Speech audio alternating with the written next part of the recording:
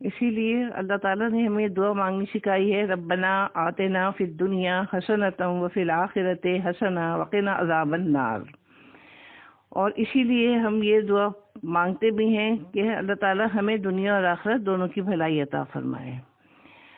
تو آج اسی دعا سے ہم اپنا سبق کا آغاز کر رہے ہیں۔ ربی اشرح لی صدری یسر لی امری واحلل عقدۃ من لسانی یفقہوا قولی، اللہم ارنا الحق حقا وارزقنا اتباعہ وارنا الباطل باطلا وارزقنا اجتنابہ یا رب العالمین۔ آیت نمبر 204۔ ومن الناسی، اور لوگوں میں سے، میں وہ شخص کے جو جبو کا پسند آتی ہے آپ کو، قولہ بات اس کی، فی الحیات دنیا دنیا کی زندگی میں، فی اس کی حیات زندگی دنیا کی، ویشہد اللہ، اور وہ گواہ بناتا ہے اللہ کو، اللہ پر، ما جو، فی میں، قلب ہی دل اس کے، یعنی ہر بات پر گواہ بناتا ہے اللہ کو، ہر بات پر جو کچھ بھی اس کے دل میں ہے۔ وہو، اور وہ، الد القسام، سخت جھگڑالو ہے۔ یہاں بتایا گیا کہ کچھ لوگ ایسے بھی ہیں جو بات پہ اللہ تعالیٰ کو گواہ بناتے ہیں اور کیا کہتے ہیں کہ ہم جو کہہ رہے ہیں وہ بالکل صحیح ہے۔ تو یہ اسی چیز کو بتایا گیا کہ بات پہ اللہ تعالیٰ کے گواہ بنانا۔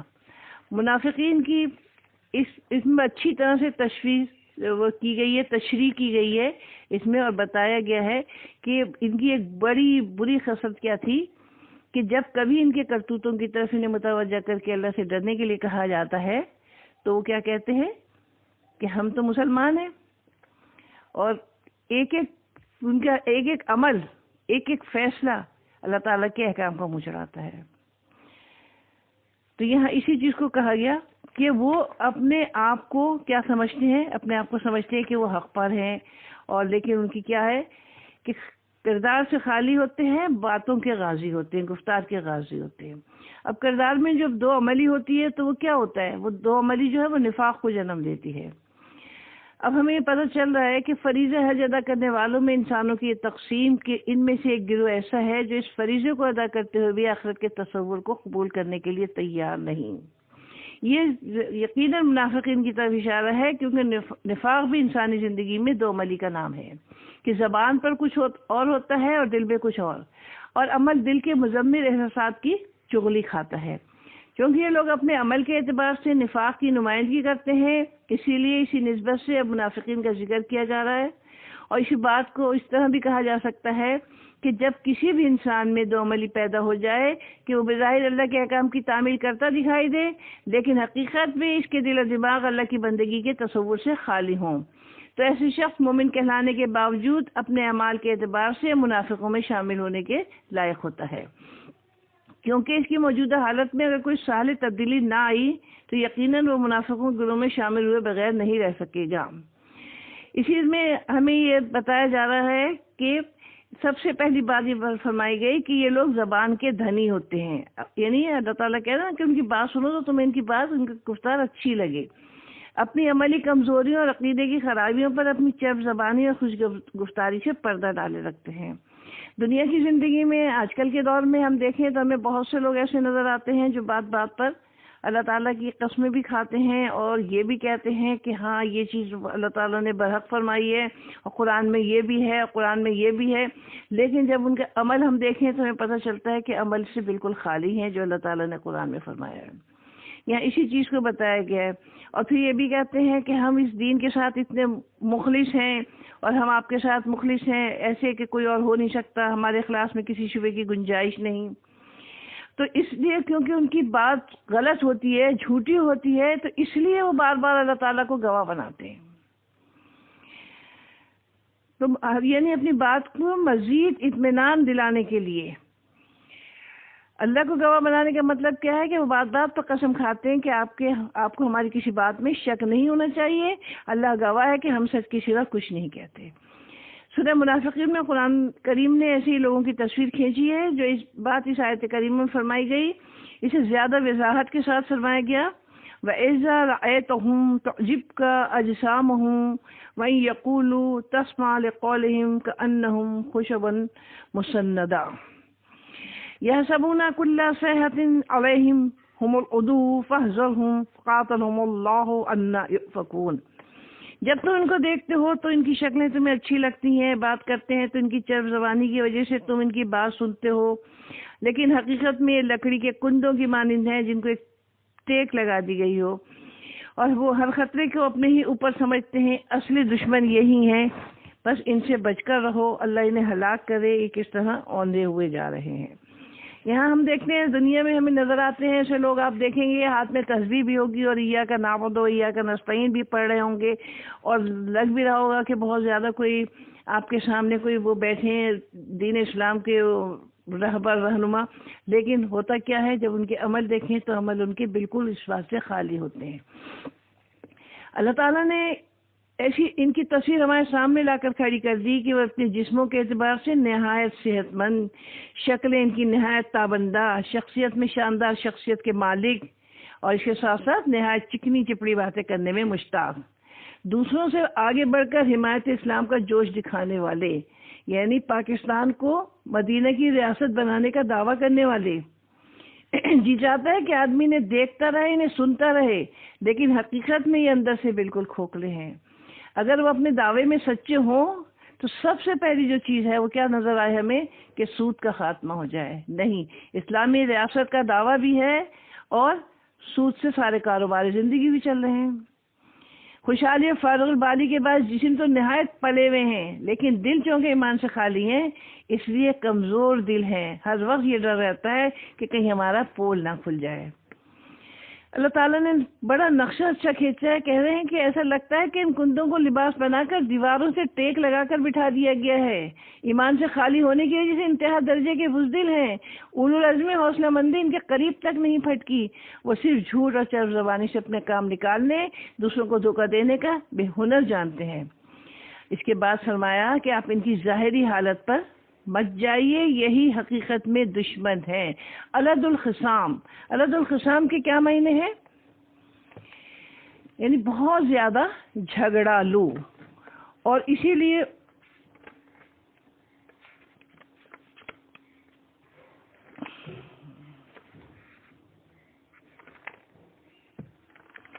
بہت زیادہ جھگڑالو الد الخصام، تو یہاں اسی چیز کو کہا گیا ہے کہ یہ ان کے دھوکے میں نہ آئیں آپ، یعنی آپ ان کے حلیے سے دھوکہ نہ کھائیں، کیونکہ یہ اگر اپنے حلیے سے آپ کو دھوکہ دیں گے تو اس کا مطلب کیا ہے؟ یہ دین اسلام کو نقصان پہنچائیں گے۔ اور یہ الد القسام جو کہا گیا ہے تو اس کا مطلب کیا ہے؟ اس کا مطلب یہ ہے کہ بہت زیادہ جھگڑالو ہیں، اور خصام جو ہے وہ خصم کی جمع ہے، جس کا مفہوم یہ ہے کہ بدترین دشمن یا کٹر دشمن ہیں، ان سے بچتے رہیے، ان پر اعتماد نہیں کیا جا سکتا۔ دوسری آیت کریمہ میں ان کی مزید خصوصیات بیان فرمائی گئی ہیں۔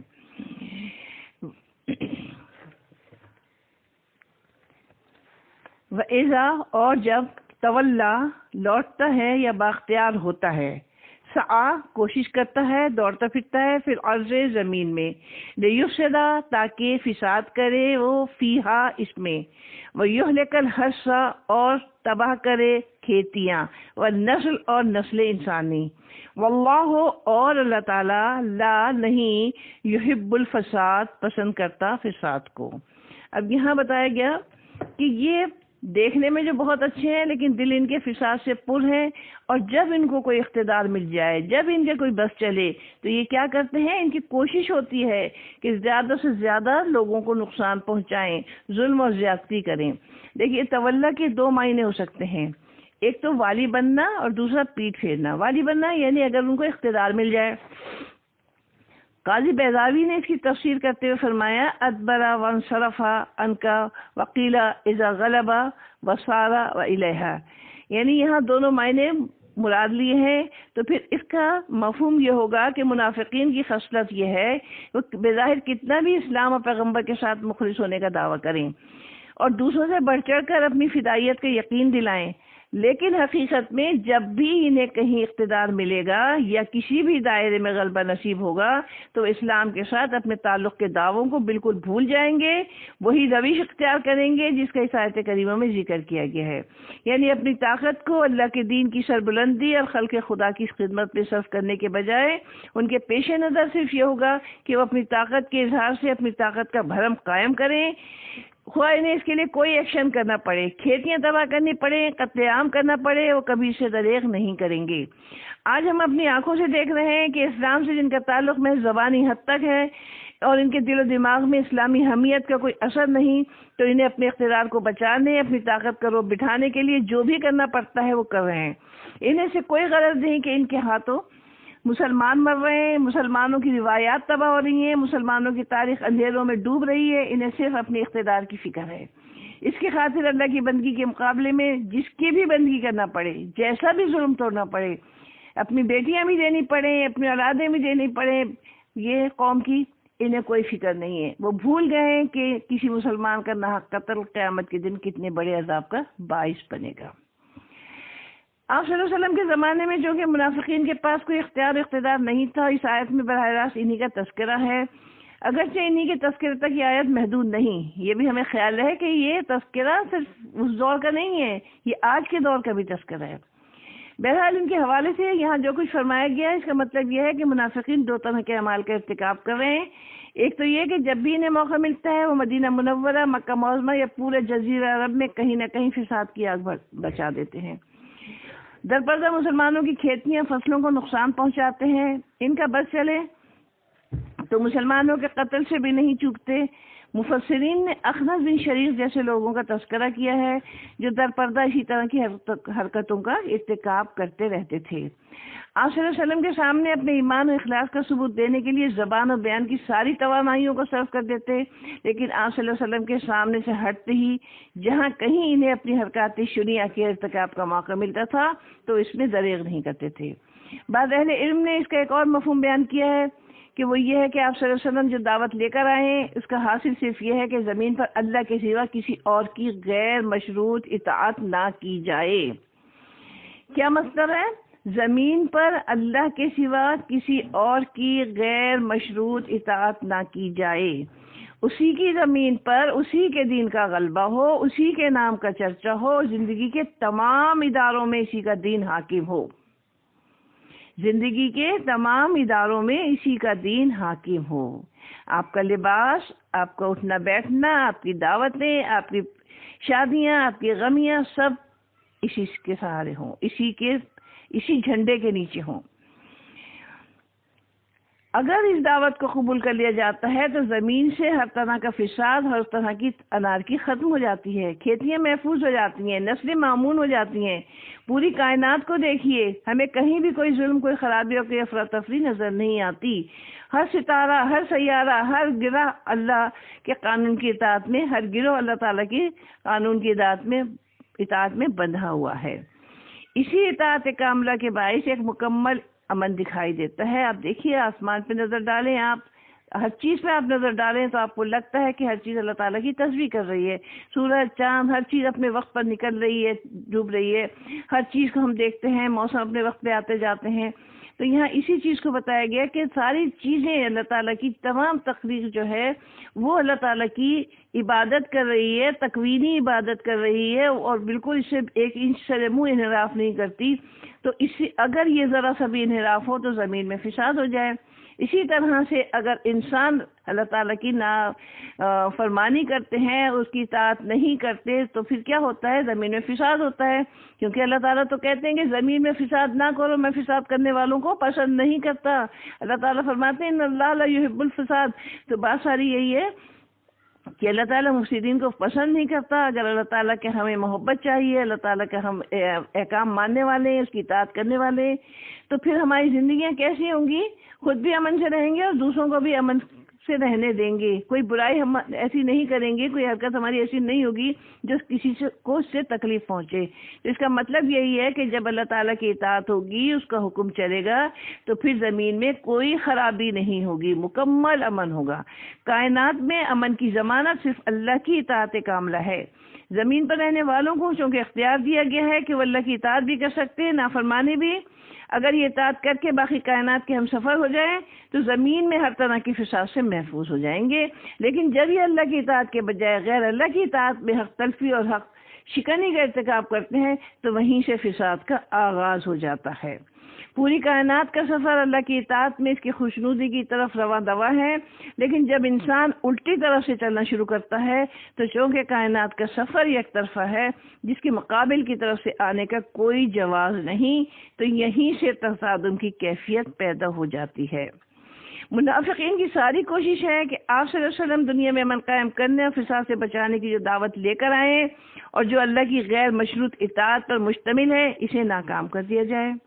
چنانچہ وہ آپ صلی اللہ علیہ وسلم کے سامنے تو سرتاپا اطاعت بنے رہتے ہیں، لیکن وہاں سے ہٹتے اطاعت کی اس دعوت کو ناکام کرنے کے لیے لگ جاتے ہیں، جس کا نتیجہ فساد اور ہر نسل کی تباہی کے سوا اور کچھ نہیں ہو سکتا۔ اسی لیے کہا جا رہا ہے کہ اللہ تعالیٰ نے کیا فرمایا کہ واللہ لا یحب الفساد۔ یہ آیت ہمارے لیے ایک لمحہ فکریہ مہیا کرتی ہے کہ اگر اللہ کے دین کا غلبہ اور اللہ اور اس کے رسول کا محبوب اور مقصود ہے، اور یہی انسانوں کے امن و عافیت کا باعث بھی ہے، اور مزید یہ کہ اس غلبے کو ناکام کرنا، اس کے راستے میں رکاوٹیں کھڑی کرنا بدترین منافقت ہے جس کی پروردگار ضرور سزا دیتا ہے۔ سوچئے آج کل کیا ہو رہا ہے۔ یقیناً یہ ہمارے جو ہیں اعمال ہی ہیں جس کی سزا ہم بھگت رہے ہیں، یقیناً یہ ہمارے اعمال ہے جس کی سزا ہم بھگت رہے ہیں۔ اللہ تعالیٰ نے تو ہمیں ایک راستہ بتا دیا، ایک دین بھیج دیا، ایک پیغمبر بھیج دیا، ایک کتاب بھیج دی۔ اب ہم جو کچھ کر رہے ہیں، اللہ تعالیٰ تو اس چیز کو نہیں پسند کرتے، یعنی ہم اللہ تعالیٰ کے غضب کو اور غصے کو دعوت دے رہے ہیں، تو اللہ تعالیٰ یقیناً سزا دینے پر قادر ہے۔ اللہ تعالیٰ ہم سب کو سیدھے راستے پر چلائے اور اس کے احکام ماننے والا بنائے، اس کی اطاعت کرنے والا بنائے، پیارے نبی صلی اللہ علیہ وسلم کی اطاعت کرنے والا بنائے۔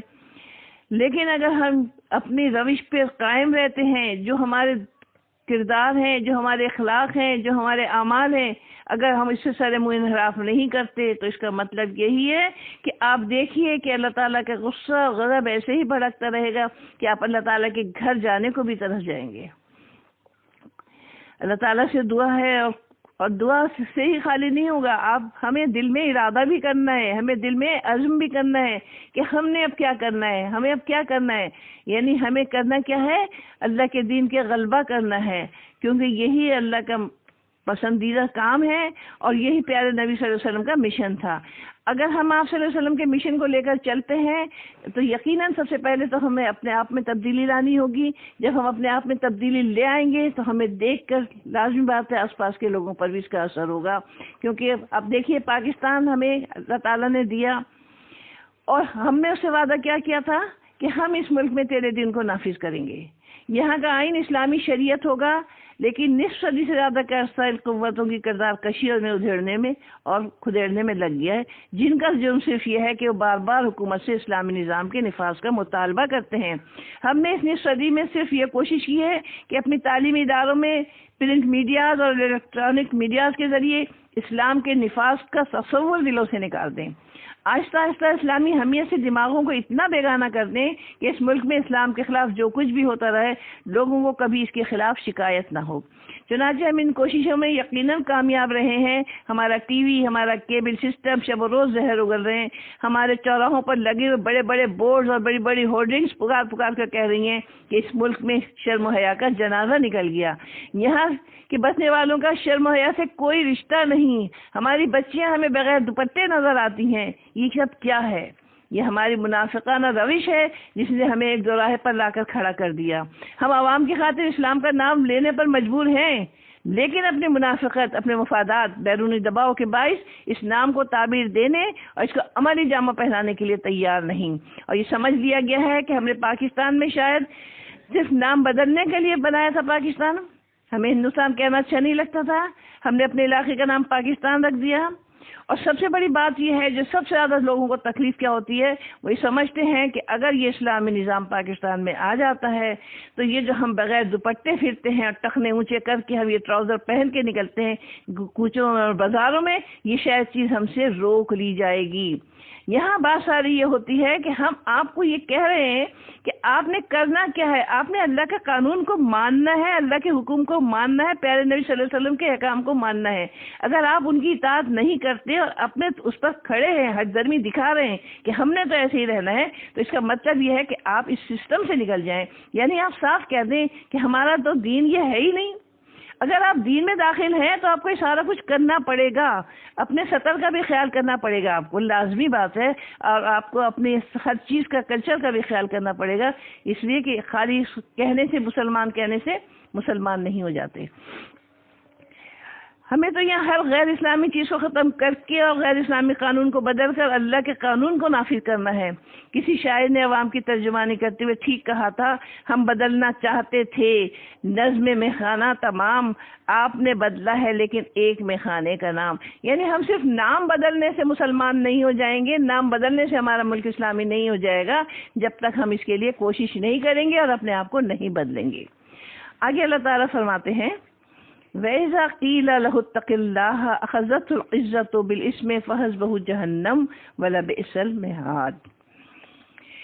اور جب کہا جاتا ہے لہو اس کو، اتق اللہ، ڈرو اللہ سے، اخذتہ پکڑ لے اس کو، العزت غرور، بالاسم سات گناہ کے، فحسبہ پس کافی ہے اس کے لیے، جہنم، وَلَبِئْسَ الْمِہَادُ اور البتہ بہت برا ہے ٹھکانہ۔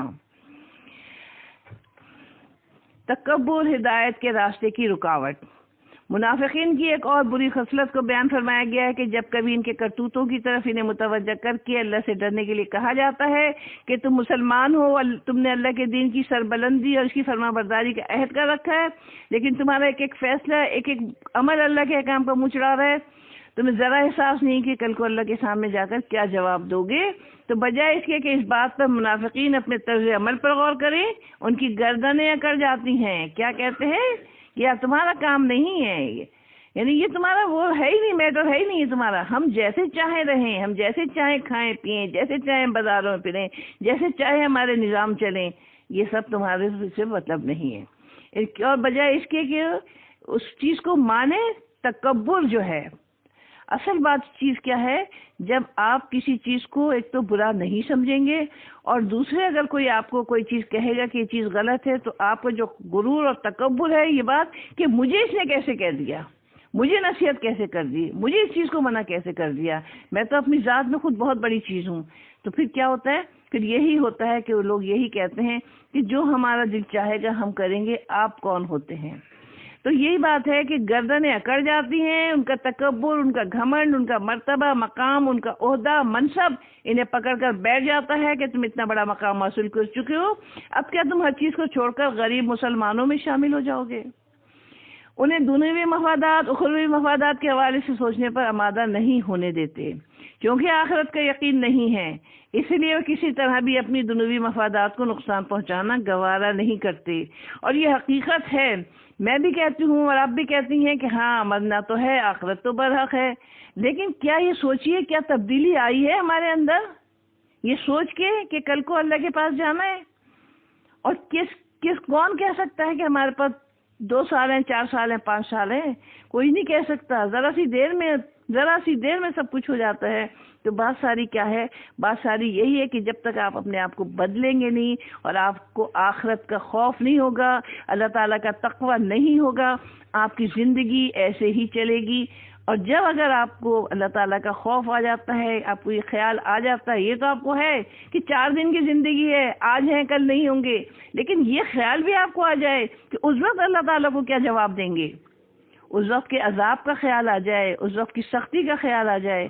اور یہاں تو حال یہ ہے کہ کہا یہ تو یہی جاتا ہے کہ جب انسان ختم ہو جاتا ہے تو پھر کیا اس کے پاس رہ جاتا ہے؟ کہا جاتا ہے کہ اللہ تعالیٰ، میں نے پڑھا ہے یہ بات کہ آسمان پہ جب روح جاتی ہے تو اگر نیک بندے کی ہو تو اہلاً سہلاً مرحبا، اور اگر کچھ ایسی بھی ہو جو نافرمان ہیں، جو اب زندگی اپنی مرضی سے گزارتے رہیں، ان کے لیے کیا حکم ہوتا ہے؟ کہتا ہے انہیں اتنی بدبو ہے اس میں، یہ کون آیا ہے، اس کو پھینک دو نیچے۔ تو یہاں اسی چیز کو پھر عذاب قبر کا بھی ہم پڑھتے ہیں کہ ہم نے پڑھا فرعون کے بارے میں، ہم نے پڑھا کہ وہ اس کو روز آگ کے سامنے پیش کیا جاتا ہے، اس کو، اس کے لشکر کو، اور قیامت میں اس سے بھی بڑا سخت عذاب ہوگا۔ یعنی قبر کا عذاب بھی برحق ہے۔ تو آپ یہ سوچئے کہ کر کیا رہے ہیں؟ اگر اللہ تعالیٰ کی نافرمانی کر رہے ہیں، ہم خالی مسلمان ہونے سے، کلمہ پڑھنے سے نہیں بچ جائیں گے جب تک ہم اللہ تعالیٰ کی فرما برداری پر نہیں آتے، اس راستے پر نہیں آتے جو پیارے نبی صلی اللہ علیہ وسلم نے ہمیں بتایا ہے، جو اللہ تعالیٰ نے قرآن کے ذریعے ہمیں بتایا ہے۔ اگر ہم یہ سب نہیں کرتے، منہ پہ ہمارے کلمہ ہے اور دل میں ہمارے اسلام کے منافی باتیں ہیں، تو ہم پکے منافق ہیں، کٹر منافق ہیں۔ کیونکہ یہاں اللہ تعالیٰ فرما رہے ہیں، سورہ منافقون میں بھی اللہ تعالیٰ نے فرمایا کہ وَإِذَا قِيلَ لَهُمْ تَعَالَوْا يَسْتَغْفِرْ لَكُمْ رَسُولُ اللَّهِ لَوَّوْا رُءُوسَهُمْ وَرَأَيْتَهُمْ يَصُدُّونَ وَهُمْ مُسْتَكْبِرُونَ سَوَاءٌ عَلَيْهِمْ أَسْتَغْفَرْتَ لَهُمْ أَمْ لَمْ تَسْتَغْفِرْ لَهُمْ لَن يَغْفِرَ اللَّهُ لَهُمْ إِنَّ اللَّهَ لَا يَهْدِي الْقَوْمَ الْفَاسِقِينَ۔ جب ان سے کہا جاتا ہے کہ آ کر توبہ کرو، اللہ کا رسول بھی تمہارے لیے خدا سے مغفرت مانگے گا، تو اپنی گردن موڑ لیتے ہیں۔ تم ان کو دیکھو گے کہ وہ استکبار کے ساتھ اعراض کرتے ہیں۔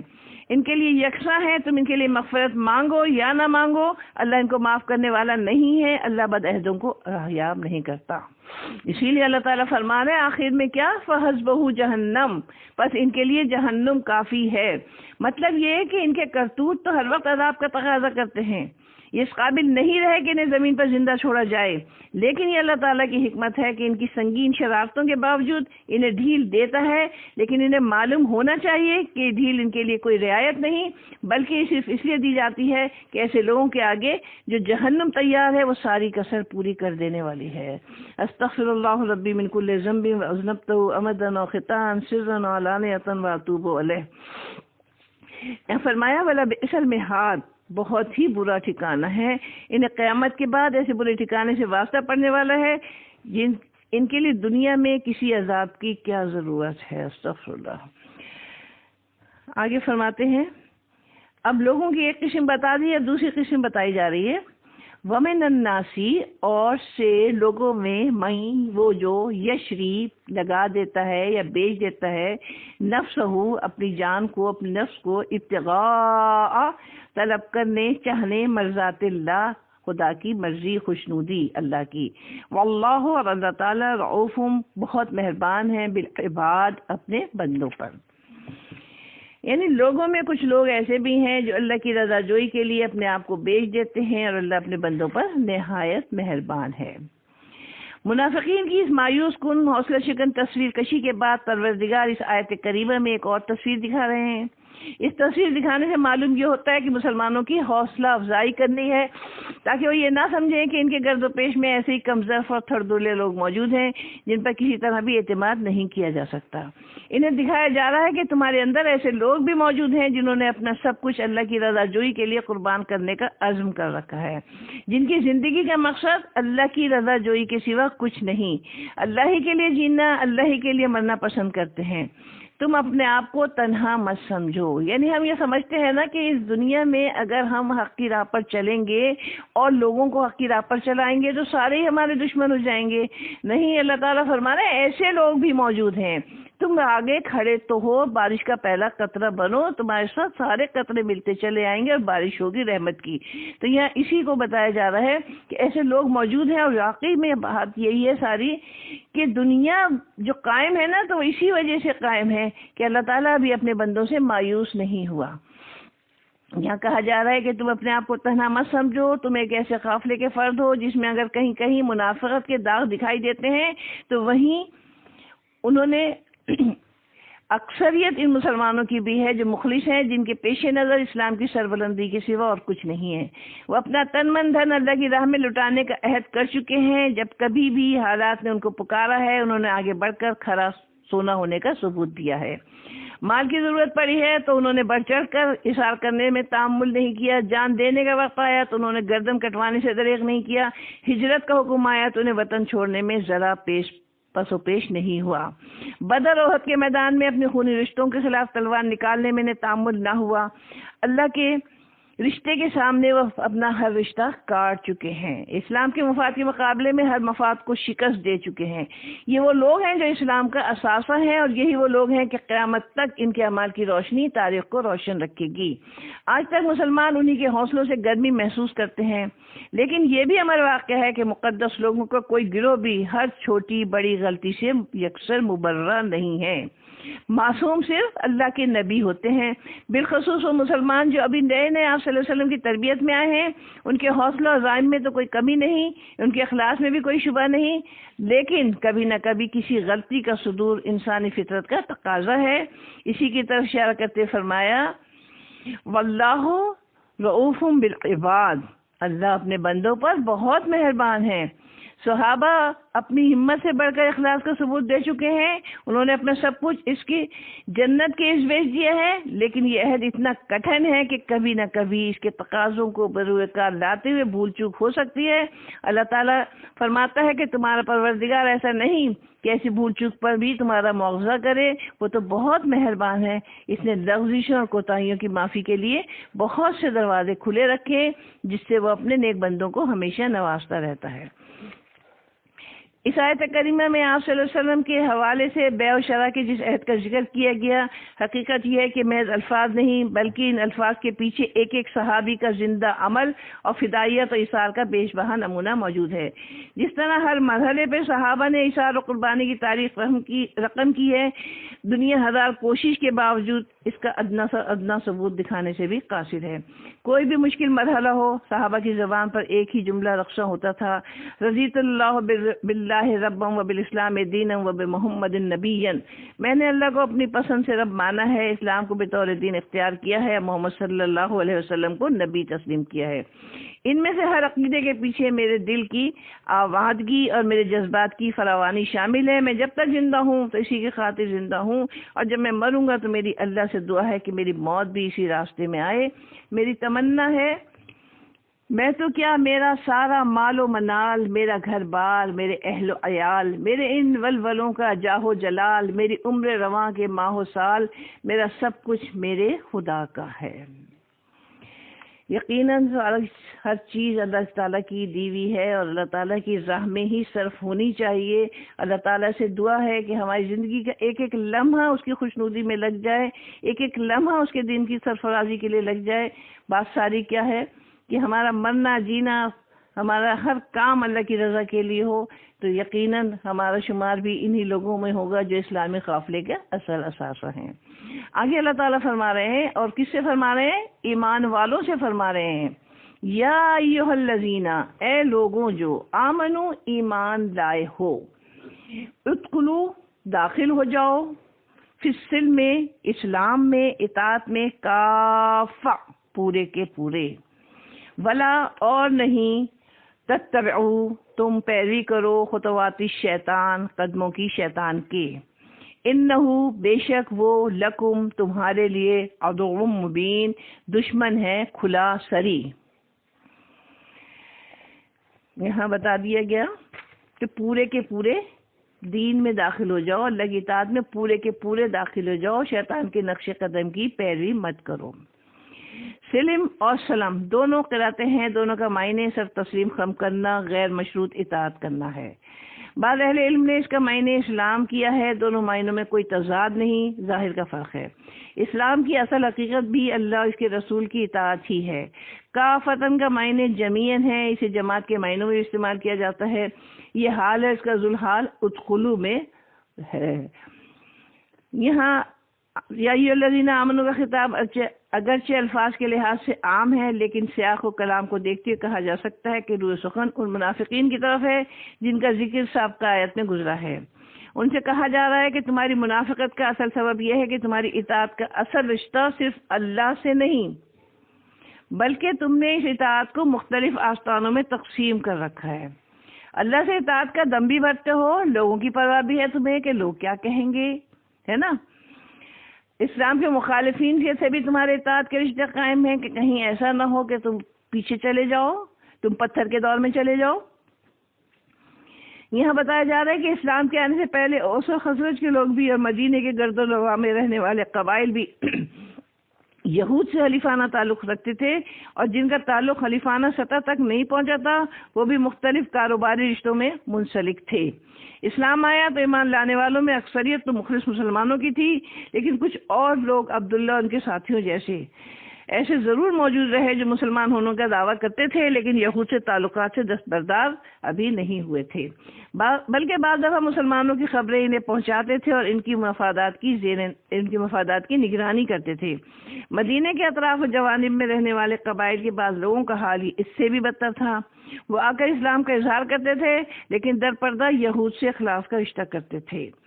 ایسے لوگوں کی طرف اشارہ کرتے ہوئے سورہ محمد میں ارشاد فرمایا گیا، ذالک بانہم قالوا للذین کرہوا ما نزل اللہ سنطیعکم فی بعض الامر واللہ یعلم اسرارہم۔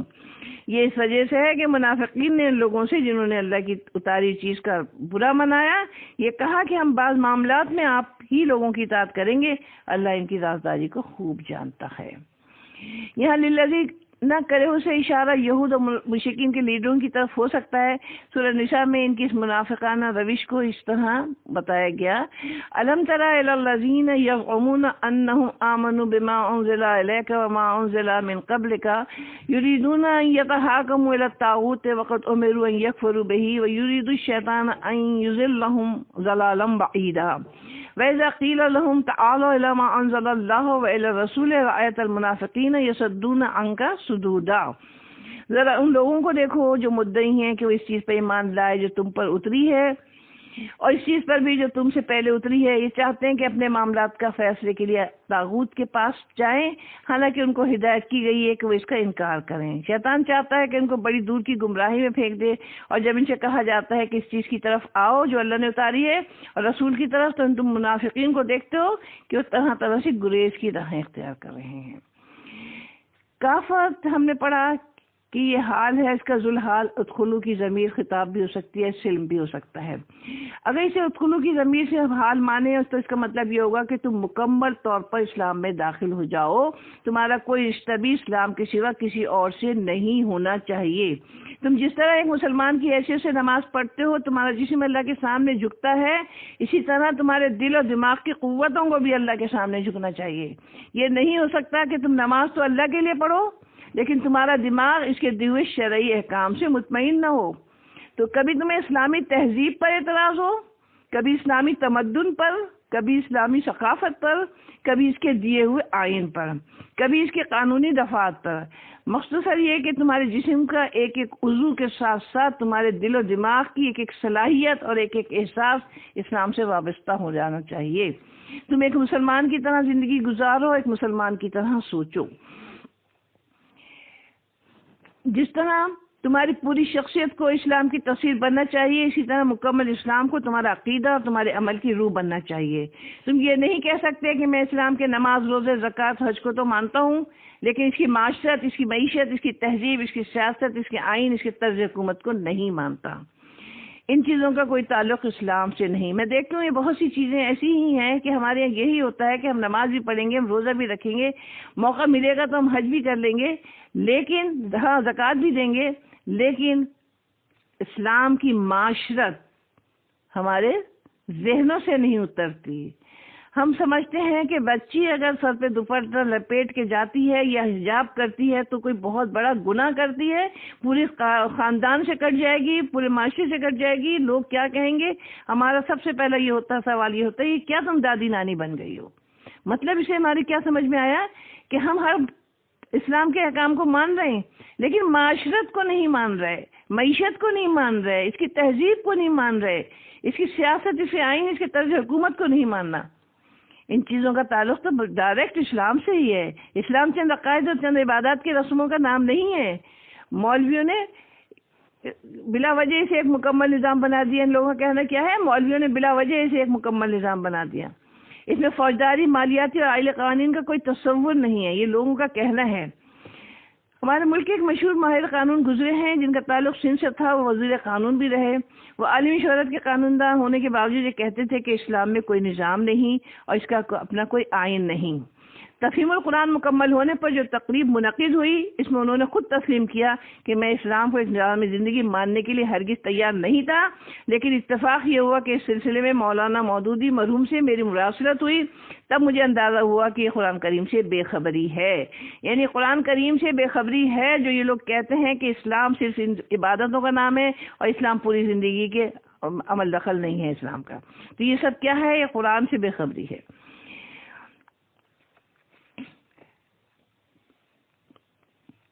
یہاں ہم پڑھتے ہیں کہ قدرت اللہ شہاب صاحب کی وفات پر غالباً مدیر تکبیر جناب صلاح الدین مرحوم کا ایک مضمون چھپا تھا جس میں انہوں نے اسلام آباد میں شہاب صاحب کی اپنی ملاقات کا ذکر کیا، جس میں جناب نعیم صدیقی صاحب مرحوم بھی موجود تھے. اس میں شہاب صاحب نے تسلیم کیا کہ ہم لوگ تو ساری عمر فائلوں کی ورق گردانی میں لگے رہے، کبھی اسلام کا گہرا مطالعہ نہیں کیا. اس کا نتیجہ یہ ہے کہ اپنے طور پر اسلام کے بارے میں ایک رائے قائم کر لیتے ہیں اور اس پر جمے رہتے ہیں. انہوں نے صلاح الدین سے کہا کہ اگر میں آپ کا مضمون نہ پڑھتا جو آپ نے مولانا مودودی پر لکھا اور میرے بعض خیالات پر تنقید کی تو میں ہمیشہ یہی سمجھتا رہتا کہ واقعی اسلام نے ہمیں کوئی نظام نہیں دیا. آپ نے مولانا مودودی پر لکھا. اس کے بعد میں نے خود قرآن کریم کا حکیم کا مطالعہ شروع کیا تو مجھے یقین آیا کہ میں واقعی غلطی پر ہوں. یہ میں نے آپ کے سامنے 2 سالے دانشوروں کے واقعات ذکر کیے ہیں جس سے اندازہ ہوتا ہے کہ ہمارے تعلیم یافتہ لوگوں کا اصل مسئلہ کیا ہے، کس طرح ان کی وفاداریاں مختلف حصوں میں بٹی ہوئی ہیں. عجیب بات یہ ہے کہ عہد نبوت کے منافقین تو اپنی منقسم وفاداریوں کے باعث منافق کہلائے، لیکن آج کے مسلمان کو کیا نام دیا جائے جس اپنی شخصیت کو بھی مختلف حصوں میں تقسیم کر رکھا ہے، اسلام کو بھی ایک من پسند سیٹ اپ یا قالب بنا رکھا ہے کہ جس میں وہ قرآن سنت کی وضاحتوں کو قبول کرنے کے لیے تیار نہیں. ان کی مثال اس شخص کی سی ہے جس نے ایک مصور سے اپنے بازو پر شیر کی تصویر بنانے کے لیے کہا. مصور نے جب بازو سے ماس نکال کر رنگ بھرنے کا آغاز کیا تو اس نے پوچھا کیا بنا رہے ہو؟ کہا دم بنا رہا ہوں. کہنے لگا دم بنانے کی کیا ضرورت ہے، یہ کون سا سچ مچ کا شیر ہے؟ پھر اس نے سوئی چبھائی، تکلیف ہوئی، پوچھا اب کیا بنا رہے ہو؟ کہا ٹانگے بنانے لگا ہوں. کہنے لگا کہ یہ سچ مچ کا شیر تھوڑی ہے جو کہیں بھاگ کر جائے گا، یعنی ٹانگے بھی نہ بناؤ. غرض یہ کہ جس عضو کو بنانے کے لیے سوئی چبوتا تصویر بنانے والا تکلیف کی شدت سے اسے روک دیتا. مصور نے تنگ آ کر پرکار زمین پہ رکھی اور کہا اللہ نے ایسا شیر پیدا نہیں کیا جس کا کوئی عضو نہ ہو اور پھر بھی وہ شیر ہو.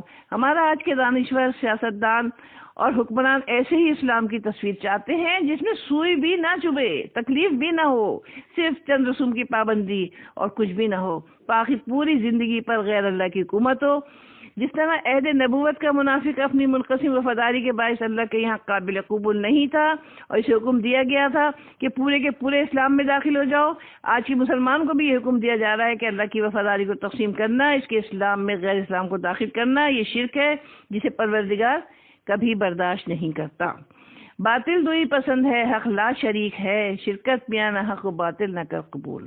اسلام ایک مکمل نظام حیات ہے. اسلام جس طرح اپنے عقائد رکھتا ہے اسی طرح اپنا ایک نظام زندگی بھی رکھتا ہے. توحید، رسالت، آخرت اس کے عطا کردہ عقائد ہے، ان میں کوئی کمی بیشی نہیں ہو سکتی. اسی طرح اس کی معاشرت، معیشت، اخلاق، معاملات، سیاست، آئین، آداب زندگی میں بھی کوئی تبدیلی اور قلم کاری قابل برداشت نہیں. یہ وہ خالص راستہ ہے جس پر چلنا ایمان کا اولین تقاضا ہے. اس کے علاوہ جتنے راستے ہیں وہ شیطان کے راستے ہیں، ان پر چلنا شیطان کا اتباع کرنا ہے. اس لیے فرمایا شیطان کا اتباع مت کرو، تمہیں خوب معلوم ہے کہ شیطان تمہارا کھلا کھلا دشمن ہے. اس نے تمہارے باپ آدم کو جنت سے نکلوانے کی کوشش کی. اس نے آدم کے سامنے جھکنے سے انکار کیا، اللہ کے حکم سے سرتابی کی، اور جب وہاں سے نکال دیا گیا تو اس نے چیلنج کیا کہ میں آدم کی اولاد کو اللہ کے راستے پر چلنے نہیں دوں گا، میں ہر طرح سے انہیں گمراہ کروں گا.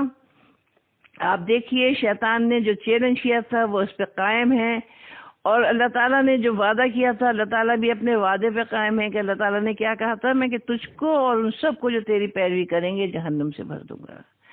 اب سوچنے والی بات ہمارے لیے ہے، اور سوچنا بھی کیا ہے. آپ یہ دیکھیے کہ ذرا سا محاسبہ کریے اپنا اور یہ سوچئے کہ آپ کس طرف چل رہے ہیں. اگر آپ نے اسلام کے ساتھ کچھ اور چیزیں ملا رکھی ہیں تو اللہ تعالیٰ کو یہ بالکل پسند نہیں ہے.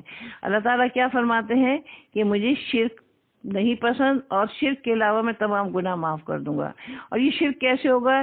جب ہم اللہ تعالیٰ کے احکام کو چھوڑ کر کسی اور کے احکام کو مانیں گے، اس کی خوشنودی کا خیال رکھیں گے، تو یقیناً ہم شرک کریں گے۔